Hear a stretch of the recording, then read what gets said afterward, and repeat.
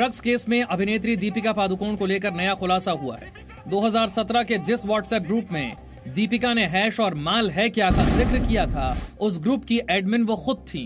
NCB सूत्रों के मुताबिक दीपिका पादुकोण और उनकी मैनेजर करिश्मा प्रकाश का एक व्हाट्सएप ग्रुप था। इस ग्रुप में दीपिका और करिश्मा के अलावा जया साहा भी शामिल थीं। इस ग्रुप में ज्यादातर बातें ड्रग्स को लेकर होती थीं। आज भी नारकोटिक्स कंट्रोल ब्यूरो यानी एनसीबी ने दीपिका पादुकोण की मैनेजर करिश्मा प्रकाश से करीब 7 घंटे पूछताछ की। करिश्मा ने आज भी अहम खुलासे किए हैं।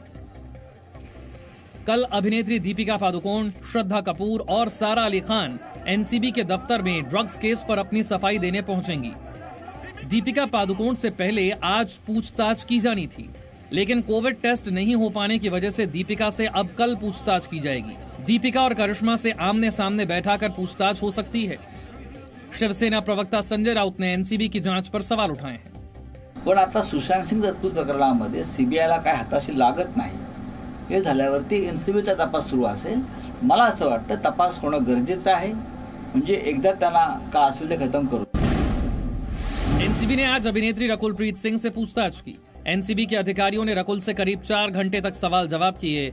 रकुल का नाम रिया चक्रवर्ती के साथ ड्रग्स चैट में सामने आया था। एनसीबी के सूत्रों के मुताबिक रकुलप्रीत ने एनसीबी के सामने ड्रग चैट के आरोपों को कबूल किया है। रकुलप्रीत ने बताया 2018 में रिया के साथ ड्रग्स चैट हुई थी। रिया चैट में अपना सामान यानी वीड मंगवा रही थी।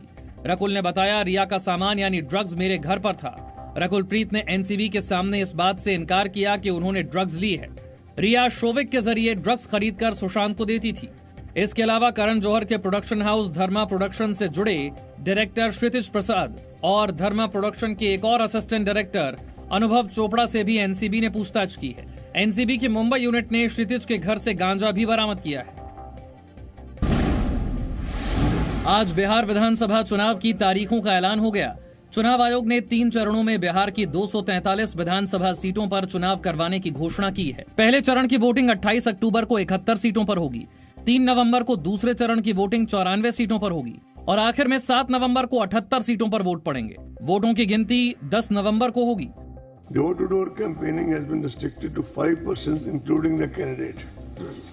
Road shows are allowed, subject to the convoy being broken after every 5 vehicles. Corona महामारी के चलते 2 गज की दूरी का ध्यान रखते हुए चुनाव होंगे। बिहार के मुख्यमंत्री नीतीश कुमार ने विपक्ष पर हमला बोलते हुए कहा कि कुछ लोग रोजगार की बात करते हैं तो हंसी आती है। पहले क्या हालात थे सबको पता है। कुछ लोगों की तो आदत है, कुछ बोलते रहते हैं। हम लोगों का जो काम है लोगों ने देखा है।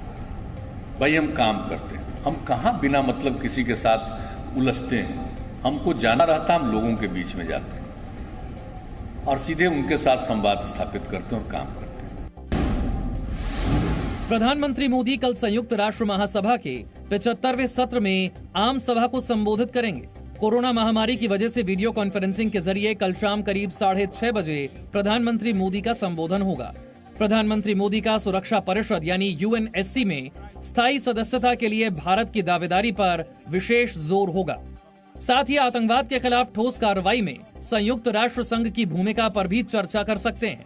कोरोना महामारी से लड़ाई में भारत ने कैसे अग्रणी भूमिका निभाई और देश के अलावा कैसे दुनिया भर के देशों को दवाई और दूसरे मेडिकल सामान मुहैया कराए, इसका जिक्र भी प्रधानमंत्री मोदी कर सकते हैं।